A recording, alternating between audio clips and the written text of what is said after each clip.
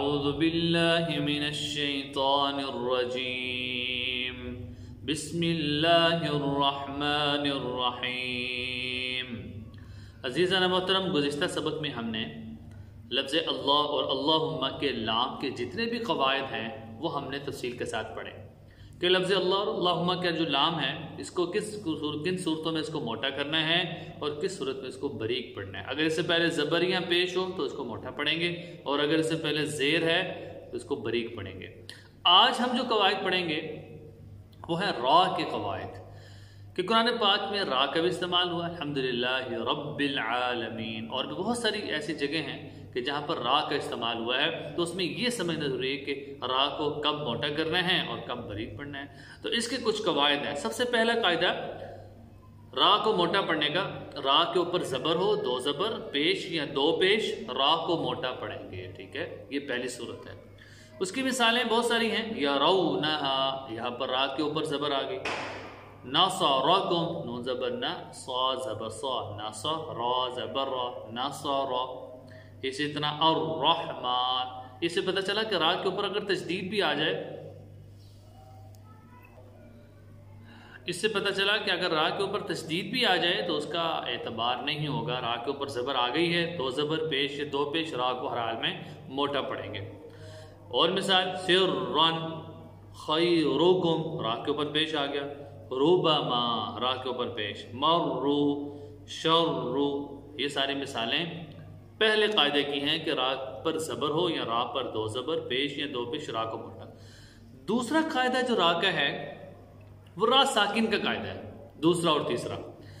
را ساکن ہے، اس سے پہلے والے حرف پر زبر یا پیش ہے، اس را کو موٹا پڑھیں گے۔ مثال اس کی کیا ہے؟ برقن۔ اس مثال میں یہ بات سمجھیے کہ را ساکن ہے اور اس سے پہلے والے حرف کے اوپر زبر ہے، لہذا اس را کو موٹا پڑھیں گے، برقن۔ اسی طرح زرعن، را ساکن ہے، اس سے پہلے زا کے اوپر زبر ہے، یرزقون۔ اس میں یہ بات سمجھیے کہ را ساکن، اس سے پہلے یا کے اوپر پیش، تو را کو موٹا پڑھیں گے، برہان، برہان۔ یہ بھی را ساکن ہے، اس سے پہلے پیش آ گئی، لہذا اس را کو موٹا پڑھیں گے۔ اسی طرح تیسرا قاعدہ یہ ہے کہ را کے نیچے اگر زیر آ جائے یا را کے نیچے دو زیر آ جائیں تو اس را کو بھی موٹا پڑھیں، اس را کو۔ تیسرا قاعدہ یہ ہے کہ را کے نیچے زیر اگر آ جائیں یا دو زیر آ جائے تو اس را کو باریک ادا کریں گے۔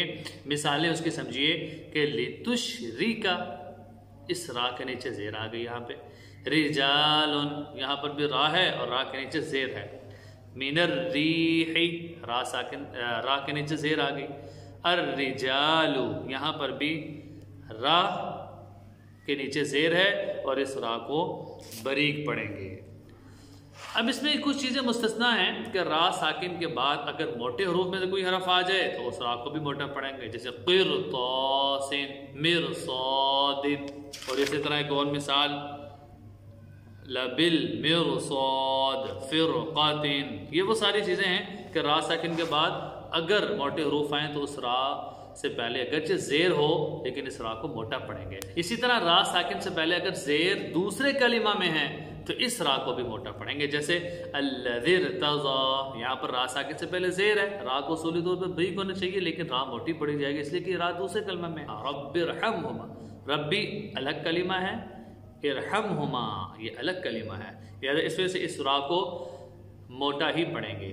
لمن ارتضی، اس را کو بھی موٹا پڑھیں گے، رب ارجعون، اس را کو بھی، ام ارتابوا، ان ارتابوا۔ یہ مثالیں ہیں را ساکن سے پہلے اگر زیر دوسرے کلمہ میں آ گئی ہے تو اس را کو بھی ہم موٹا پڑھیں گے۔